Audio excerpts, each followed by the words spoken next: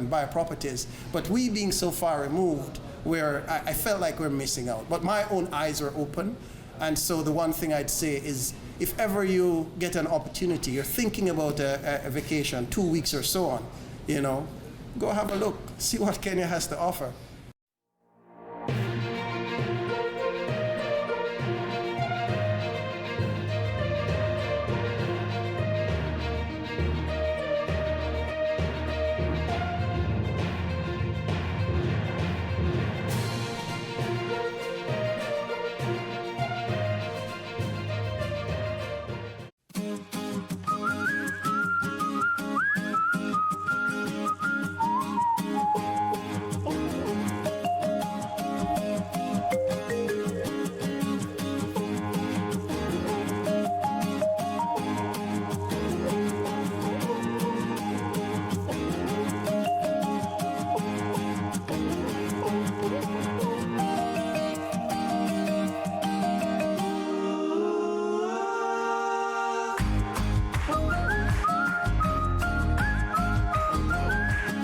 Welcome to this week's edition of The Paint Box. My name is Jane Roy. I'm here with Len Hughes. And this is going to be the last episode, or the last couple of episodes before Christmas, and we're going to take a bit of time off. But I've been meaning to come and visit Len for, I think, probably a couple of years, only in the context of, we did start the show a year ago, and met you through the, artistically, obviously, at different gallery openings, some of the plein air events. Yep. And then you were out with the Urban Sketchers last year as well, which was great. Yeah. And then I run into Len at the food bank, actually. Len comes and volunteers at the food bank as well. But can we just talk a little bit about you and art? And kind of what got you going? How long have you been painting? Is this your full-time, now it's your full-time passion, but how did that work with regards to, growing up? Yeah, so just tell me a little bit about yourself, Len. Okay, I guess my art journey began when I was still in school, and art was a part of the curriculum, as it was for pretty well most of us. Yeah. So that's where I sort of I liked art, and I would gravitate to it. I did better in art than I did in math, for instance. Anyway, but that's besides the point. So I dabbled in art at that time, and actually I've got a piece here, just a little piece. I'll just show it to you. This is back, I did this 1959, so that gives you, and I kept it because I was so pleased with the graded wash that I produced. And how old were you when you did that? I would be about 15. 15? Wow, okay, yeah. Great. Yeah. And so I kept it, and I've never been able to sort of master a graded wash since that time. So that was but I kept it, and it's been with me ever since. I called it Afterglow. It's my earliest watercolor painting. Right. Yeah. But you, so going through life, though, you were not a professional artist. No, yeah, that's right. You worked, but as you were working, you still kept painting and those kind of things? Or? Not really. No? In the early years, I didn't have time for that. But in about the mid-'80s, I don't know what it was, sort of something was reawakened in me to go back and dabble in art again. So we were living in Brampton at that time, so I went to Sheridan College. The town of Brampton at that time had a number of art courses, so I took a number of them, and I quite liked it, and it sort of developed from there. Then Sheridan College, etc. So. And then when you retired, you've in essence become a full-time artist. Well, yeah, pretty well, yeah. Yeah. And it keeps me busy, it keeps me occupied. Okay. Gives me a reason, of course, to get up in the morning. So when we'll go around and we'll see some of the pieces, and we'll talk about your process. But you don't just paint in watercolors, though. Most of the time I've seen you, it's been like more illustrative and watercolors. It's kind of urban sketching. Yeah. But you cover all of the media. Well, that correct? I paint primarily in watercolor. That's my first love. That's your first love? Okay. Yeah, that's my first love. I paint also in oil occasionally. Once I get sometimes a little tired of watercolor in some respects. I just want to change. Yeah. So I paint in oil for a little while, and I find generally that oil is a little too slow for me. Slow drying? Yeah, slow drying, yeah. and the process is slow, whereas watercolor, it can be fast, and so I'm back to watercolor again. But I also sketch a lot, as you know, Yep. and draw, often with pencil, more often with ink. So that's what I do when I'm out with urban sketches. And so what do you say is kind of the reason for what you do and how you do it? I guess because I love it. Yeah. I love it. And I'm pretty eclectic as an artist. As we go around the studio to see, the subject matter varies. I like street scenes. I like harbor scenes. I like including people in my pieces. And I guess that goes back to when we were living in Brampton. And I became a member, I was one of the founding members of Visual Arts Brampton. Right, okay. And they had an open studio on a Sunday, and we had life drawing. So that's where I learned to hone my skills with respect to the form, human form, and how to draw the human form, how to make sure the ratios of head and body and arms were all in relation to one another. Which I actually struggle a little bit with, mainly because I don't practice it enough. Which I find is one of the myths. People believe that they can't draw, but mainly because they haven't really practiced or they haven't been taught. That's right. That's right. So you went to Sheridan, you went back to so you went back to school, but you're also very much kind of very self-directed as well in terms of how your learning process and how. So you've been painting, I guess, essentially full time for how long now? 20 years? 30? Or more. 30, 40? Okay. No, wow. Not that long. No, Yeah. about the mid-'80s. That's when I started, was reawakened, and then I was still working at that time, so sometimes I didn't have enough time during the course of the day. But since I've retired, then I picked it up more and more. And as you say, I'm more self-directed now than I was initially. Yeah. Is there a particular artist that has incredibly inspired you? Yes, and that would be Jack Reed, who was a Brampton watercolorist, very fine watercolorist, and we lived not far from his studio. So when we were living in Brampton, and I took a number of courses at his studio, I've got some of his paintings upstairs, and I've got one of his watercolor sketches just here, and he inspired me because he had the ability to with color, to make clean colors, to lay down a graded wash with ease. He knew the right combination of water, pigment in the brush, dampness of the paper if you were doing that. So, and yeah, he inspired me. I've still got some of his tapes that I watch from time to time and go back and get re-inspired. He did a lot of snow scenes. And watercolor is incredibly hard. Well, it's like you can say, well, playing the piano is hard, but if you practice and practice and practice, it becomes a little easier and easier. It's true. And but it's still difficult to master from the sense of because so as I've talked to a lot of artists, there's lots of artists who paint more intuitively and jump in. There's a number of other artists that, of course, plan a little bit more. But watercolor does not always lend to the folks who just jump in and see where it goes because of the layering. And the ability to see in layers sometimes is very, very difficult. It's difficult for me. So most of us start with watercolor because it's a very transportable media. That's right. That's right. But the more I've painted in other medias, I've just realized how hard watercolor really is to do well. So the fact that you're part of it is, it's amazing. I think that's true because a lot of people think, well, because it's quite transportable, affordable, it's clean, you know, it doesn't take long to clean up. It's easy to do. Well, it isn't necessarily as easy perhaps as it looks. Yeah. And your mistakes live in it, whereas in that's right. an oil painting or an acrylic, you can paint over them and redo it. I'm reasonably good at fixing my mistakes. Okay. I guess I shouldn't say that, but you know, you learn to avoid mistakes. Yeah. And I tend to plan a piece out, to think it through first. Where do I want this? What's the composition going to be? Where are the values going to be? The lights, the darks.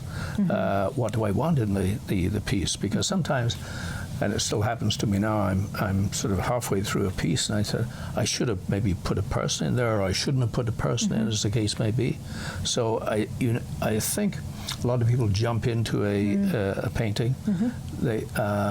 I think a fair number of people, if they don't paint on location, work perhaps from a photograph, which can be a help, but also can be a hindrance, because sometimes it's very easy to be a slave to the painting and say, well, why is there a tree in there? Oh, because there was a tree in the photograph. Well, that doesn't mean to say that you have to put it in. Yeah. It's your scene, it's your painting to rearrange to do what as you want. Yeah. That's right, and go so, from there. and you're talking about elements of design and elements of composition, those kinds of things. And when we talk about the basic different elements of art or painting, is there one element that you love, and is there another element that you don't like? So, I mean, I love color. Yeah. But I don't love color everywhere. I love like a pop of color. So, but I can be weak on my composition. But in terms of expressiveness and mark making, I'm not bad. But composition sometimes struggles. Right. It's always a struggle for all of us, because sometimes we just we don't quite see the composition as it's going to end up, and there's the value of a value sketch ahead of time, so that you know you can. It looks as you can see how it hopefully it'll come out in the long run. But I love color too. Do you? Yeah, Is that why you're a watercolorist? Well, it could be. Yeah. So. But sometimes I go overboard and I've got too much color in, and sometimes the strongest pieces are those that are sort of neutral and muted, and as you say, a little spot of color here, spot of color there, and I've got to avoid going in and putting too much color, because I can do that quite easily. It's very easy for me to do that. And are you a, this doesn't sound, I'm not going to phrase this right, but are you a quick painter, or are you meticulous in your painting? I'm more meticulous than I'm quick. Yeah. And sometimes, now it depends on the location. If I'm painting out on location. There's no right answer, obviously. Everybody's a bit different. But that's right. I tend to be more structured in my painting, more, rather than painting more loosely and quick and fast. If I'm sketching, however, it's a different story. I want to get the scene down, and I'll sketch that quickly. But with painting, I tend to be more measured. Well, I'm looking up at the wall, and I'm not sure if they're being framed. Right. We'll take some photos. But, okay. But it's architectural. It looks like it's It looks like it's England. Right. Just in terms of trips, but it's very. And structured isn't quite, but because it's architecture, obviously you've got to be able to be planned. And, that's right. In terms of I'll tell you about these later. We'll go around. That would be perfect. There's a story to them. So perfect. Yeah. I mean, I'm looking around your studio, and we'll go around because you've it's very, very well organized. But what is kind of your ideal day? What does your creative process look like? So do you set up with ideas of a project? Do you come down? Do you plan? Do you? I know you spend a lot of time out doing plein air or out painting, and then you just do kind of what captures your fancy. But tell me what a typical day looks like for you. Yeah, I'm not an early riser, so first of all, by the time I get going, it's probably around about 10:30, 11 o'clock, and I like to have a sort of a plan of what I'm going to do in terms of painting. I've got work that sort of this is to be done, or this is the next project. Yeah. So I like to be structured that way, and as much as I've got a sense of where I'm going, rather than sort of saying, well, what am I going to do today? Mind you, some days it's like that. I say, what's the next project? What's the next painting that I'm going to work on? Right. But often I'll have a sense of where I want to do, what the piece I want to paint. Yeah. And do you stick with general themes, or when you talk about being eclectic, do you have like motifs or a theme that you basically follow through, kind of in a project sense, or is it more? Does it go painting by painting for you? I say I tend to like street scenes. Okay. And I've done a fair amount of traveling in France, in Britain. So I know scenes. I gravitate to certain scenes that I like, and you know, often I don't need a reference. You know. Oh wow! Okay. Because I know the type of scene that I want to create here. I can. And I sketch when I'm away, so I've got a lot of reference material. My sketches, of people, of places, so you know, I go back to I tend to rely more on my sketches than I do on photographs. Okay. And sometimes if I'm going out, say with the gallery painting group, we're painting on location, I'll be painting away, and at the end of the session, and I may not have finished, I realize I haven't taken a photograph of the scene. I've sketched it, I've painted. You've experienced it. That's right. You've experienced it. Yeah. But often I like to take a photograph just as a reference point. So if I have to finish it off, then I've got some sense. So I need to work with it if I need it. And so, if I were to ask you what an artist is, what would you say to that? And that's a difficult question to answer, isn't it?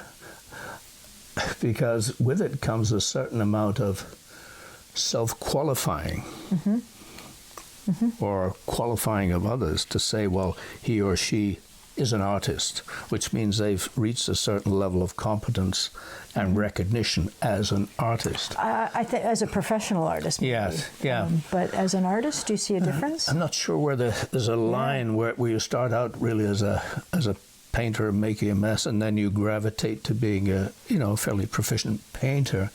I think an artist is somebody who's reached a certain level, whether they're professional or whether there's... Or not. Yes, that's right, yeah. So I'm a little reluctant to call myself an artist, because that's sort of say, oh yeah, I'm...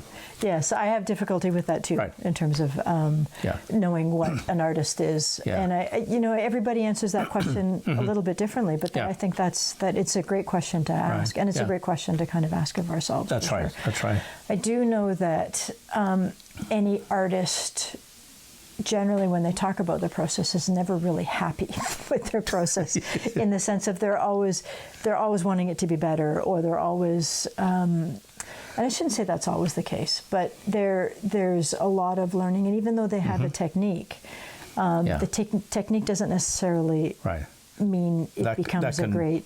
that can become outworn. Yeah, for sure. In terms of those after things, a while. I think you're only as good as your next painting. Not as good as your last painting, but your next one. Oh, okay. That's interesting. Yeah.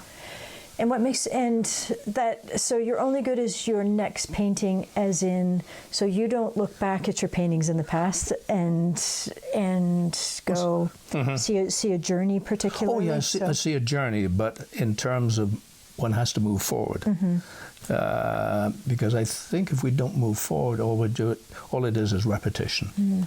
We're repeating what we do and maybe do well, but are we progressing? Because we should always be trying to progress, trying to move our art forward, trying to move ourselves forward in the process. So there's a good question for you. How are you working to move forward in the next little while then?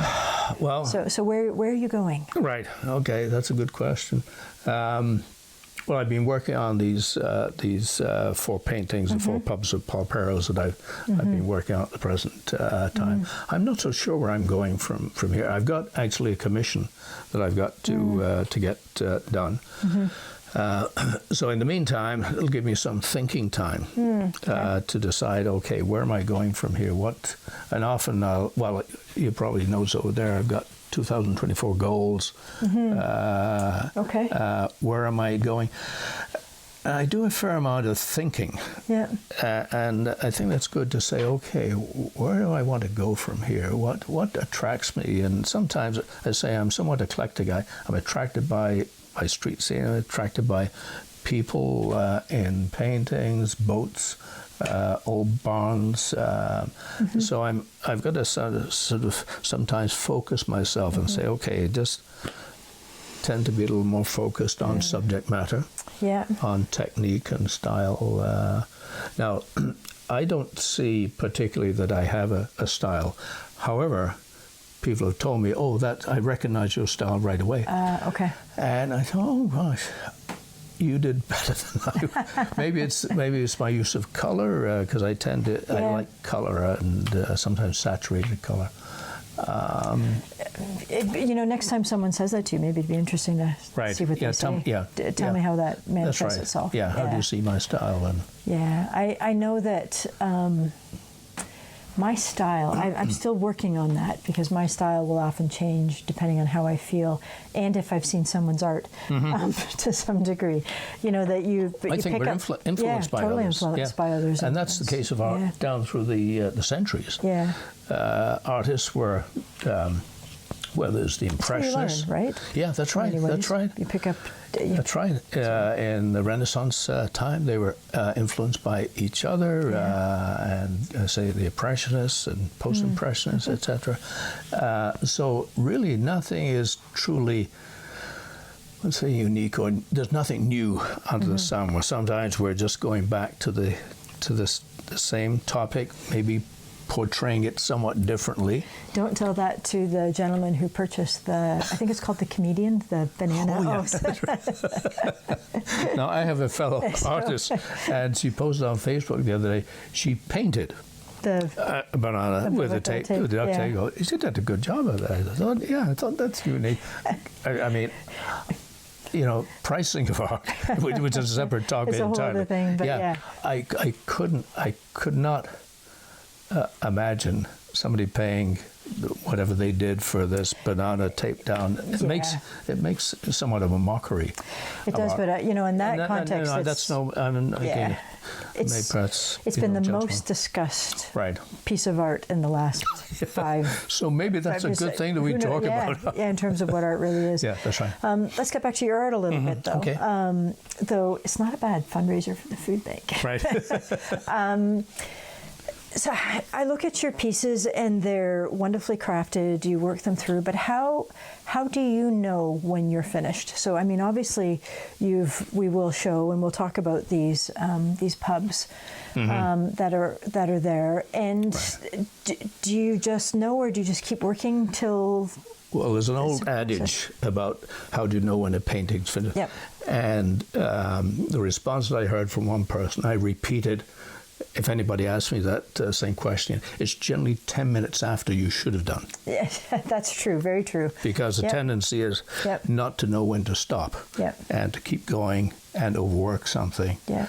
And then you say, oh gosh, I wish I'd have stopped 10 minutes ago. Yeah, we get caught in the details instead of the overall. That's right. That's right. Now the details are good. Sometimes it's the details that pop something out, but I guess experience. How do you know? I guess it's experience. Yeah. And sometimes my experience doesn't hold well because I realize, shoot, I should have stopped. 10 minutes ago when I knew I should have done, and I've overworked this or gone back into an area. And I should have left it alone in the first place because it was passable. Now it's a bit of a mess. Do you ever work in gouache? No, I don't. But I think I'm going to give it a try because I've seen people working in gouache. And I recently saw somebody on location working in gouache. And she was an oil painter and a professional oil painter too. And she was also working between oil paint and gouache. And I quite liked it, so I'm going to give it a try. People like Turner, the British, he worked quite a lot in gouache. Did he really? Yes. Okay, he generally used sketchbook, just books with coloured paper. Okay. which works well with gouache because you've already got a middle tone down there. And actually, can you explain what gouache is? I mean, I've asked about gouache. Yeah, but it's essentially an opaque watercolor medium. Correct. Yeah. So it's workable like watercolor. Yep. But whereas watercolor is generally transparent, Yep. in most cases, some colors in watercolor are a little opaque. Yeah. Naples yellow tends to be that way. Yeah. But gouache is, I don't know how it's constituted, how it's made, but What's interesting, though, if you feel that you overwork something, so in acrylic or in oil, if something doesn't quite work out, we just come back later, we mess it up, we do whatever. Right. But I have watercolors are great travel media. Oh yes. But I've started taking gouache particularly for that reason, because I mess up the watercolors all the time. So all of a sudden you just start using gouache in a bit of a different way. Yes. And just kind of get rid of my mistakes because you can't see them anymore. I'm going to give it a try. Yeah. And, so I might be tapping you on the shoulder and saying, "What's your experience with?" No, I'm still experimenting with gouache. Okay. I'm still using. When you're at your and I don't hesitate to call it level, but when you've been experienced as you are, obviously materials matter in terms of the quality of the paints, right? And the quality of the paper that we put that we paint on.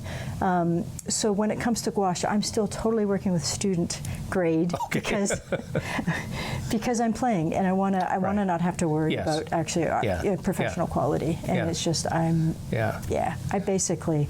If I don't like it, it becomes a very abstract, just circles of color. There we go. That's fine. That's fine. You're expressing yourself, and that's good. And then it goes in the fire. I always say with watercolor and with watercolor paper, there's always two sides. Yes, there are. You know, and I've got. I'll show you on the other side. I've got lots of one-sided pieces where it's ready to be used on the other side. Yeah. But I always remember Jack Reed, my mentor from Brampton. And he always would say, buy the best supplies that you can. That you can afford. Yes, that's right. Buy the best brushes, the best paper, the best pigments, the best paints. Yeah. Because otherwise, then you're giving yourself an advantage. Otherwise, if you're working with cheap brushes, cheap paper, you're going to get frustrated because it's not working out the way you should. Yeah, but I think that's true. But at the same time, when you're still learning and you're still playing, it's a balancing act. I'm going to spend, $50 my life savings on that's right. on a brush and great conversation. Can we actually go around and see your studio a little bit? Oh, certainly. Yes. So can we do that? That'd be awesome. By all means. Yes. Yeah, there we go. Okay, Len. Okay. Now we're actually in the studio. Exactly. It's in your basement, which is great. So let's just start where you start. This is. So it's in your basement, but it's very well lit. That's right. Yeah, I put additional lighting in here. There were just two lights. They weren't the right color temperature, so I had additional lights put in. This is where you matte? So the process of painting and matting is sort of a little all over the place. But here I've got matte board that and backing board. Here is quite a little bit of work. You're storage. Very well organized, yeah. Well, I have to be organized because by nature I'm disorganized, if that makes sense. So here I've got my watercolor paper waiting to be used. I like to use Arches watercolor paper in a rough texture, so it'll either be 140 pounds. So it'll be cold pressed, which is... It'll be rough. So there's rough, cold pressed, and hot pressed. That's right.